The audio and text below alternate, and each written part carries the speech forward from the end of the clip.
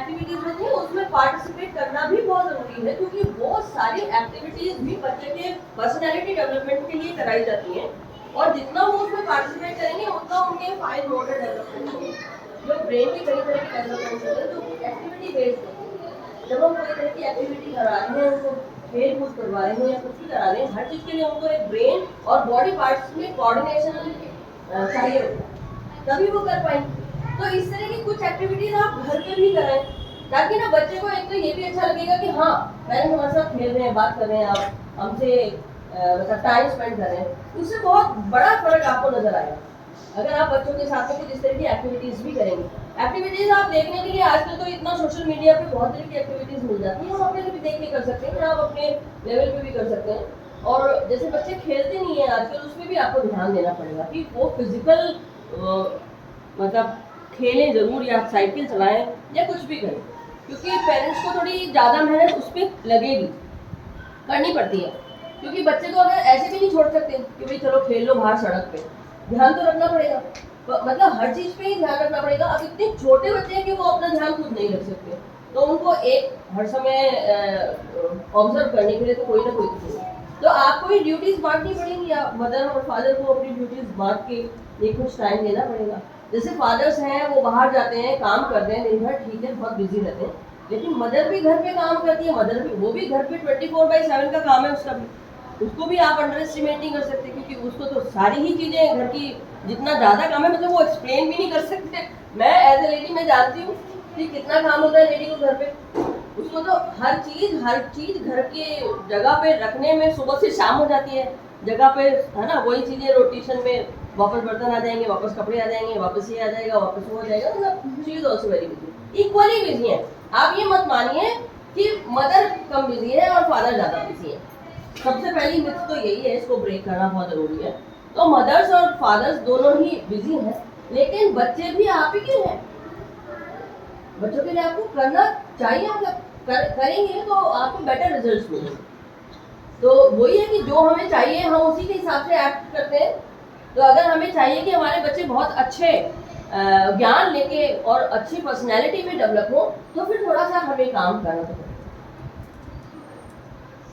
तो मैं आप लोगों से यही चाहती हूँ कि आप लोग कंट्रीब्यूट करें। एक महीने के लिए ये सोच लें कि बस हमें कैसे भी टाइम निकालना ही है। आप 1 महीना करिए, 1 महीने के बाद हम एक और सेकंड मीटिंग लेंगे, उसमें हम शेयर करेंगे ये कि क्या चेंजेस आए,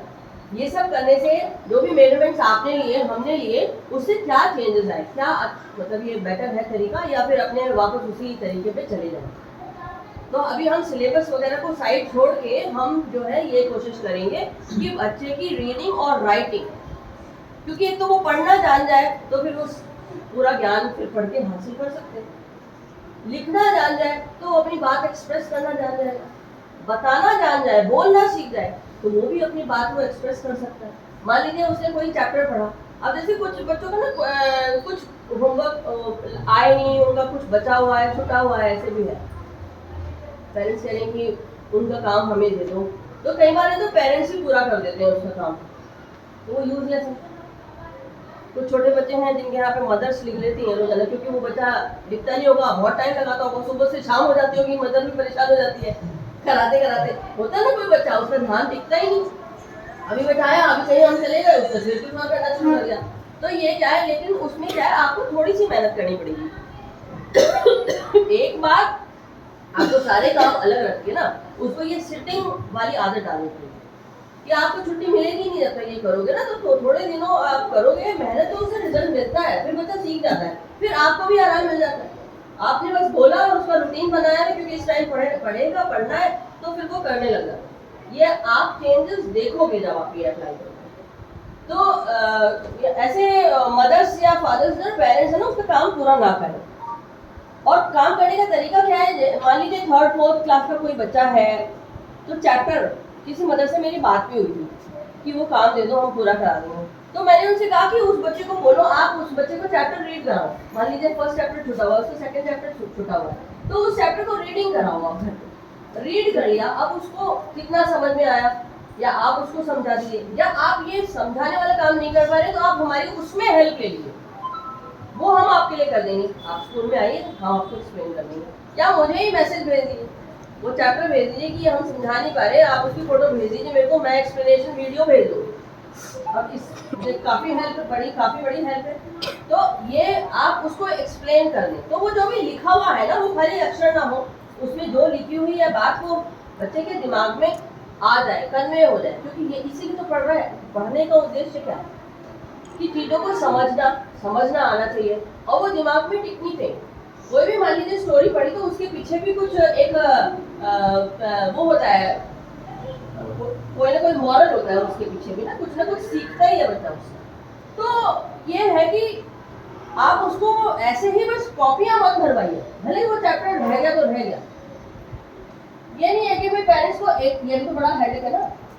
ये पेरेंट्स का भी एक हेडेक है